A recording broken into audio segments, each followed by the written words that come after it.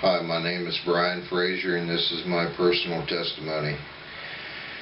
Back in April of 2006, I lived in Olathe, Kansas, and I was actually this began in March of 2006. I just felt that it was a time in my life to seek the truth, so I forced myself to listen to Christian preaching on the radio. And actually I tried to be saved. I tried to live a better life, praying a lot and doing all kinds of different things. Basically just praying and asking forgiveness a lot. But I kept basically searching to find the truth. And I started looking on the internet, and I found basically stories where people had died and had heart attacks or something like that, and they basically told what they saw. Some of them went to hell and described hell as an awful place of torment where you actually continue to burn and just it's like continuous tortures for rebelling against God, basically. And I also read and listened to testimonies from people who had died and gone on to heaven, and they came back and talked about seeing Jesus and feeling a presence of love and just really love-filled environment, which that's what I would rather have in my future, and not the other, because it didn't sound good at all. Well, I came upon a website that basically said that you should not take the Lord's name in vain, for he will not hold you guiltless. Well, I had realized that I had taken the Lord's name in vain a couple of times, and even though I was raised in the Church of the Nazarene, my grandfather was a preacher, my mom was a song evangelist, so I was raised not to do that.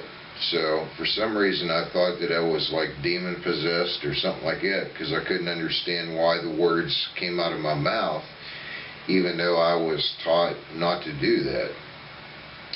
So when I read that about taking the Lord's name in vain, the Lord convicted me, brought me to my knees, and I didn't hear any audible voices at the time, but I could tell that the Lord was saying, do you really want to be eternally separated from me?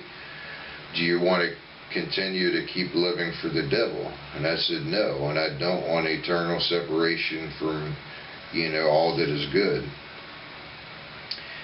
So basically I spent the whole night confessing and repenting, agreeing with God that I broke his laws, and then for some reason I didn't know I was saved. The whole night I laid there and thought I was going to hell.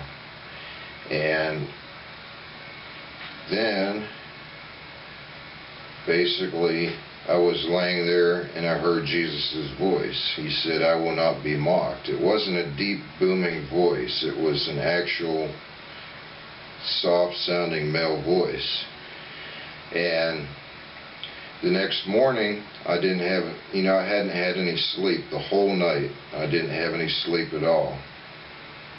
And I reported off for work.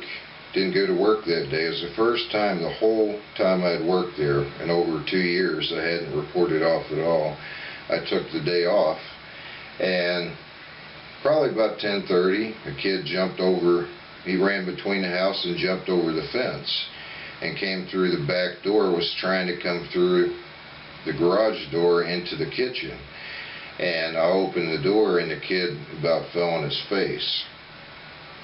And he basically came in there and was shaking real bad, and he's like, can I sit down? And I said, I don't know you, get out. So I took him outside and talked to him for a while, but because I didn't have any sleep, I basically just let him go. And I think the Lord wanted me to let him go because, you know, the Lord was good enough to save me, while at the same time he actually stopped a thief, and he also expected me to forgive that thief and let him go.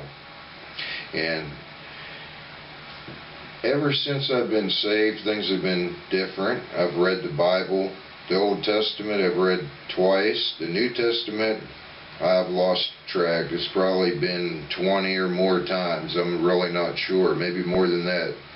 And I've read Psalms and Proverbs more than 2 times, several times, maybe a lot more than that even.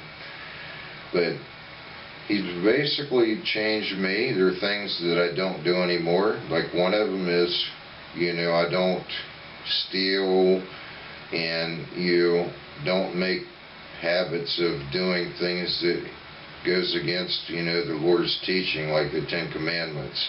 And if you try to do these things, the Lord will correct you. You know, he basically tells you that's wrong, you know, straighten it out. And he doesn't always tell you in an audible voice. It's just a sense that he gives you to straighten it out. He's like, are you sure that you really want to say this or do that? And then you know to correct it.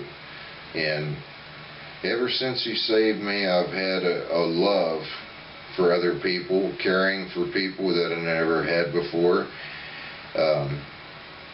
You know, before this, I didn't even pay any attention to anybody that was in need, you know, people that are starving and all that. Now my eyes are open to see that they truly need the love of God to help them to get food and other things they need.